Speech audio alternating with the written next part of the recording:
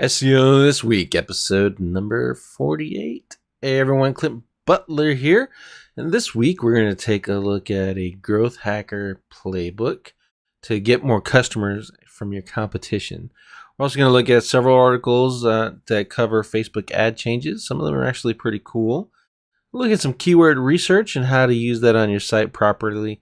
LinkedIn's new feature and some great tips to get your homepage right for conversions.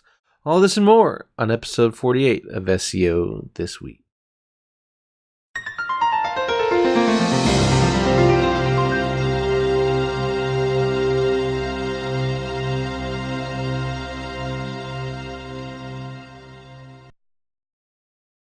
Hey everyone, thank you for joining us again, and I really appreciate you taking the time to listen.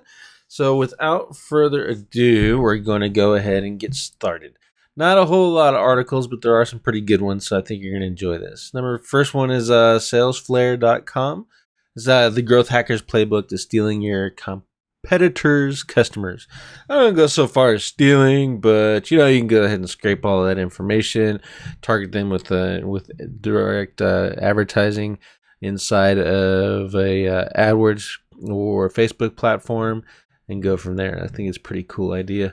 There's a bunch of tips in here, and I'll just kind of highlight those for you. One is scraping a review site. So basically go to all these review sites, get all the information that they're complaining about your competition about, and then updating your sales pages to address that. Like, for instance, let's say you're like me, your SEO agency, and my SEO agency never reported on me. And what you can do is on your sales page, address that specific complaint that your competitors are getting in your sales copy. So when they're looking around, they can see that.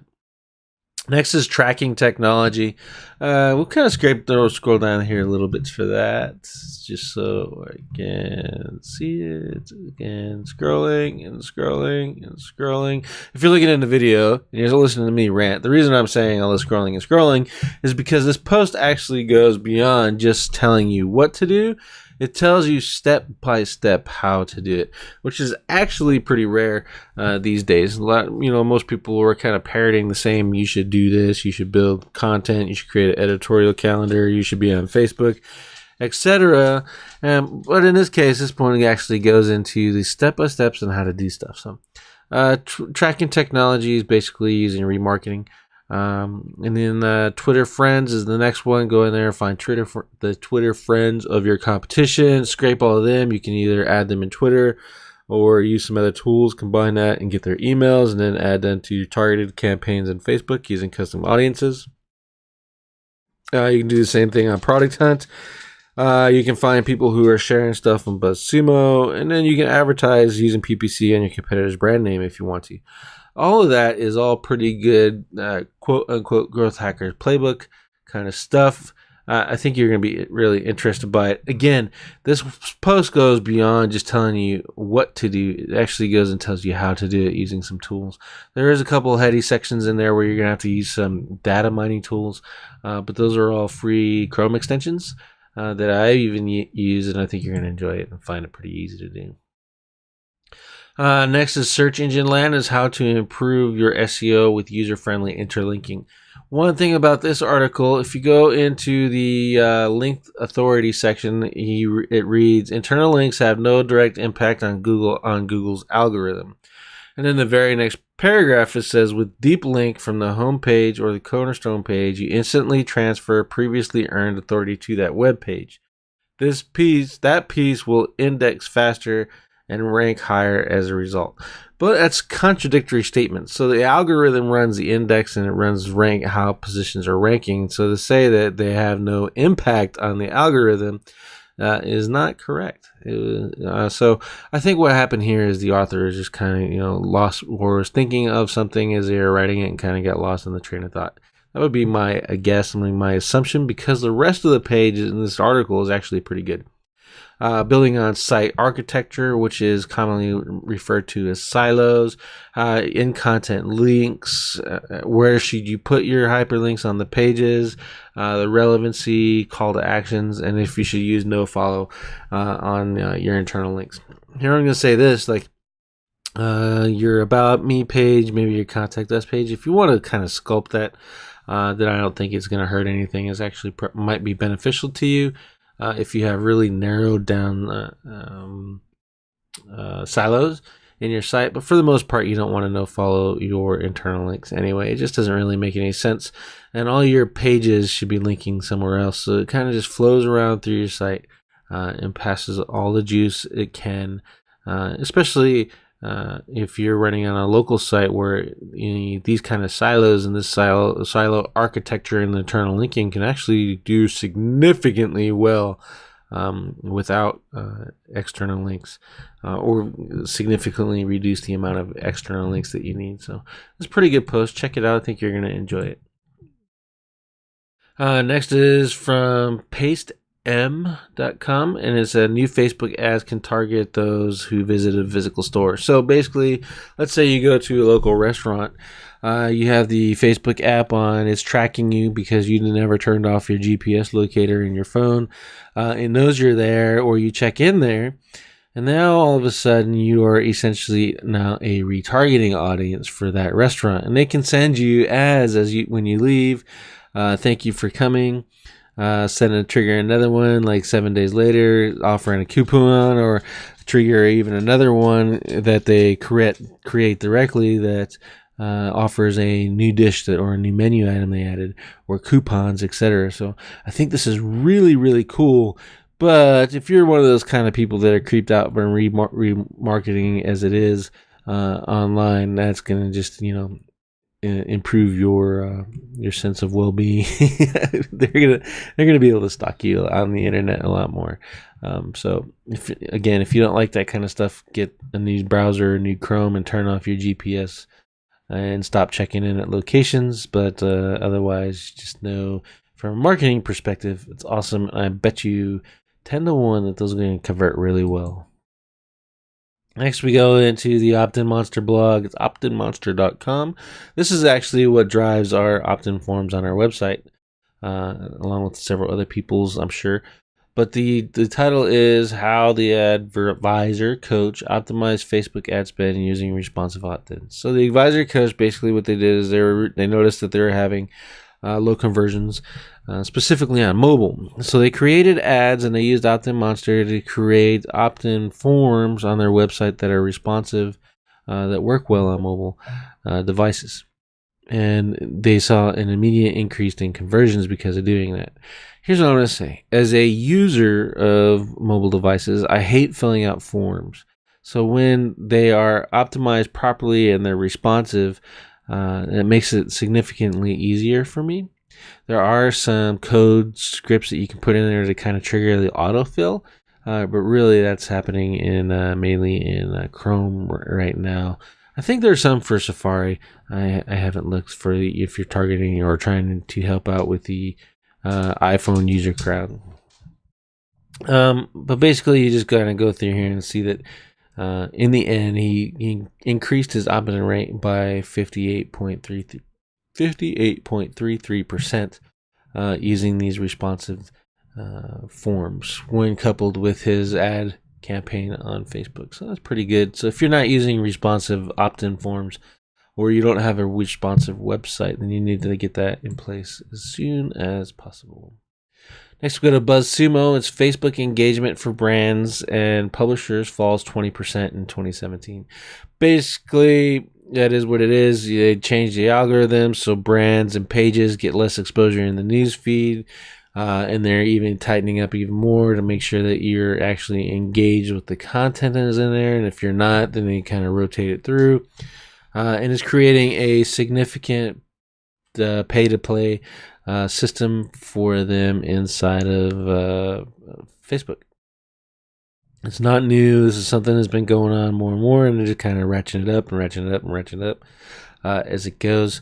And unfortunately, as a business owner, the free ride that we all had before is over, and Facebook's just going to make you pay if you want to actually get into the news feed of your people.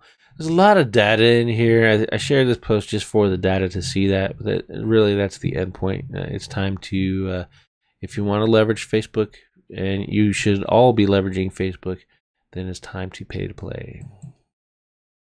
SearchEngineLand.com is 4 local SEO tips for restaurants. This is pretty good. Basically, it's our theory that not all businesses are the same in the same niches, not all niches are the same, and not all keywords are the same. So you have to think about SEO tips specifically to help those set of clients. And this one's actually a really good example of things that you do set up in Google My Business. Some things to do with your citations, adding menus to the search results that you feed into that. You can do that through schema. And then schema is addressed individually in here as well. So adding your menus to GMB and your citations and to your website kind of pulls that all together and you get some added exposure. And those are 4 tips that they outlined here in this article that I think you're really going to enjoy. If anything, it kind of gives you some ideas on how to look at different things in different markets and address that in your SEO campaigns. Blumenthal's, we're here understanding Google Advanced Verification and Home Services Ad Update.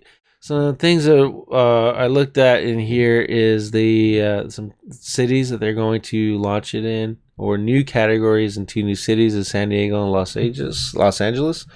They added HVAC, electricians, overhead doors, towing, and auto glass. And they came into our area, Seattle, with plumbers, HVACs, electricians, locksmiths, and overhead doors. If you notice that list, those are the lists that are spammed significantly. Those also happen to be the lists that the Home Advisors, the Angie's lists, the Yelps are killing it in the local directories, and people are from what I've seen is people are going to page 2 now to find actual local people. So Google is trying to clean up the maps with this home services thing. Is basically if you have a service area of business, you can get registered in GMB, but if you want to advertise your service area business with AdWords, you have to go through this advanced verification process. I haven't seen what all of that actually entails. I haven't bothered really looking it up yet. But the advanced verification allows you to get seen in these home service ad blocks that are going to be up top. Kind of where the carousels used to be in desktop, if you kind of visualize that, if you know what I'm talking about. So you're going to have these ad blocks for home services ads, and then you're going to have these ad blocks for AdWords ads, and then you're going to have the 3-pack, and then you're going to have organic. And then users are going to train themselves that they don't want to look at any of that crap, and they're going to go to page 2. I think this is probably a good change for Bing, because their market share is going to go up, and I think this will be a really good opportunity for people who just can't or don't want to compete with the Home Advisors or those 300 or 800 pound gorillas, what we call them, those really large, massive sites that Google seems to love, despite their lack of quality and not being able to close out the search. If you're sitting on page 2, then you're going to start seeing traffic coming from those things. So that's pretty good, in my opinion. I think I'm wondering how scale is going to work with this. I think what's going to turn out to be is your advanced verified is send us your business license, and then now you're advanced verified, but still you have to pay to play, and this is how we're going to monetize that. So we'll see how that turns out. Again, like anything, the more ads you put on a site, the less people are going to use it. I think Google has kind of lost their way in that. So we'll see how that turns, how that rolls. The next one is lovesdata.com. It's a new site we've added, and it is ways to understand people's search intent. This is a keyword research post. So you really want to understand the types of keywords: navigation, research, conversions, hybrids. We call them informational, navigational, and buyer. This is the same concept. What this does is show you how to use some tools like Google Analytics to figure out look at your keyword research and make sure you actually nailed it. So there's behavior flow and site search in Google Analytics. You can use heat maps. You can use those video recording tools. Those are actually pretty cool. see where what your user did, and it'll record that. Mouseflow has a free trial. You can check out Mouseflow. That'll work. And then there's some surveys that you can run with Google Surveys and Hotjar, just to make sure that your keyword research is on point before you invest a lot of money into other marketing campaigns or your SEO campaign. Next is the Whiteboard Friday from Rand, is how to determine if a page is low quality in Google's eyes. It's actually a pretty good post or video, and I think he's getting better at these, providing a lot better content since he's moved away from the whole managing the company thing. But it does go outline, just some things. Is quality issues? Is it unique? Is it valuable to searchers? How many external sources? Actually, editorial links are saying is counting using sources, so that's pretty good, interesting news. It goes along with a lot of our interlinking policies that we follow. Is the content grammarly correct? We've tested grammar and found it not to be effective. However, if a user lands on there and they just can't get through it because it's painfully written, then you might have an issue. We've kind of solved that issue for ourselves using Grammarly and Hemingway. You can as well. And then he goes over some things that you can do to kind of fix it and organize your content and stuff. It's a real short video, but again, I like it. It's detailed enough to be actionable and provide some good insights. Next is Search Engine Journal, is how to identify and eliminate keyword cannibalization to boost your SEO. So basically what it's talking about is you have one target keyword and then you have a bunch of like pages that are similar to it. The example they use is shoes. So tennis shoes is women's shoes, sneakers, and saying that it's kind of cannibalizing your site because it's not targeting. But if you're looking at this, and I think these are probably really poor examples, but if you have yoursite.com, it's your brand, and you're selling tennis shoes, then why not put tennis shoes? Or if you have shoes in your domain name, then you just need tennis, you know what I mean? But another thing that you probably wouldn't notice is if you type in a site search parameter inside of Google. So I'll go to Google here,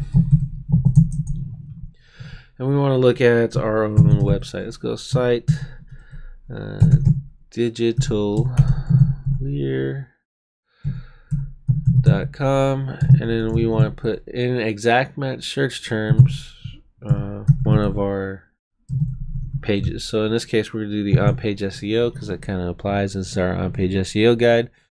And you click enter. Now, if your target page does not show up number one and you have a whole bunch of other pages listed, this means you're confusing Google.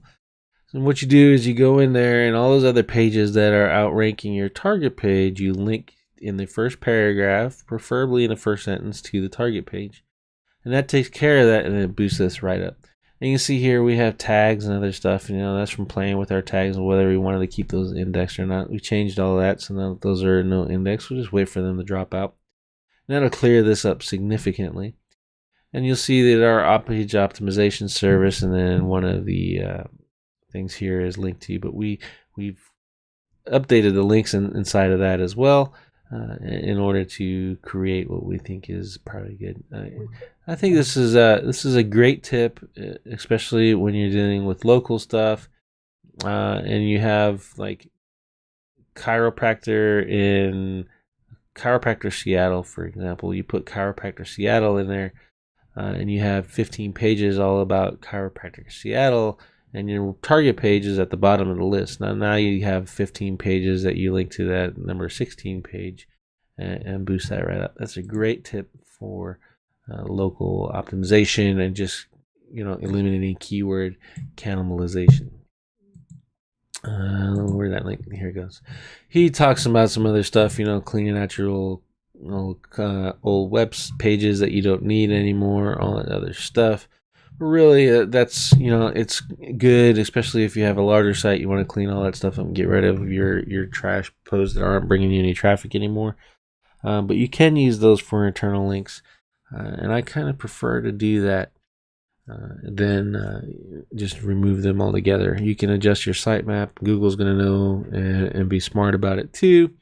Again, but this is a smaller site. If you have larger sites, then yeah, you're going to have to go ahead and do what they're recommending is cleaning up the content that's either, if it's not ranking and it's not bringing traffic, then it's not doing you any good anyway, so just get rid of it. And then if it's ranking, or it's bringing you some traffic, but it's not ranking as new as you can just update it in that sort of line, which goes back to Rand's post about low quality and what you can do about it. Next is smallbusinesstrends.com. Finally, your business can use linked video on LinkedIn. I think this is cool. It mentions here that it's in the app. I'll be more excited about it if it rolls out on the actual website, though. But basically, this will give you a great opportunity because it's a professional network, and if you offer professional services, you can actually go ahead and start syndicating on here and target them. Versus doing YouTube. Now, personally, what I would do, and probably am going to do, is assuming that it'll actually be available on the desktop version as well, is actually add some site audits on LinkedIn in the target markets, and to coincide with my outreach campaigns on LinkedIn. That'll really help boost our exposure. I think you guys should look at doing that too. At least in your own way, whatever business model that you're following. You can kind of show that you're the expert on the platform made for experts, right? And we're going to close it out with a KISSmetrics blog. Its home pages are rarely convert because 6 elements are often ignored. Some of those elements are homework. Obviously, you didn't do your customer research. Brevity and clarity in your copy, active voice on your call to action buttons, specificity over hyperbole, meaning don't talk so much, just get to the point. Testimonials with smiling, happy faces. That's actually pretty cool. I like that. Again, and you're kind of at the mercy of whoever's leaving the review. If they don't have a smiling face, then you're out of that. But if you're going through and you got 10 customers who have really good profile pictures, use those instead of the frowners. And then 1 page, 1 goal. That's probably honestly, that should be the number one. 1 page, 1 goal. In the days of lazy SEO, which we're kind of getting into now, just because Google is ranking a site or a page for multiple terms doesn't mean that you should actually try to optimize for it. Optimize for 1 term, 1 goal. I want phone calls from Lacey Dentist. That's my search term, for example. Then that should be what you're focusing your optimization on. Just because I can optimize for Lacey Dentist Washington Dentist in Lacey, doesn't mean I should be. I should focus on that 1 term. Google is getting smart enough to figure it out. And that's the point of multiple rankings on 1 piece of content. You just write good content and Google will put you in the position that you need to be. And then you look at that and see what's sending you to traffic, and then optimize using your anchor text instead of using or manipulating your own page and playing chase the bunny with the multiple rankings for multiple terms. That's my opinion on that. All right, that's it. This is episode number 48. Again, I hope you enjoyed the episode. If you have any questions, go ahead and leave comments on the website at Digitaleer.com. Check out the on-page SEO guide. That thing is great. You can read it on a blog, or you can just download the PDF. I suggest the PDF because it is kind of long. And we're also going to be bringing on Ted Kabitis here real soon. We're going to talk about his new tool that targets Bing. It's still in beta, but it's coming. I think it's going to be cool, and I think you'll enjoy it. And with that, enjoy the rest of your week.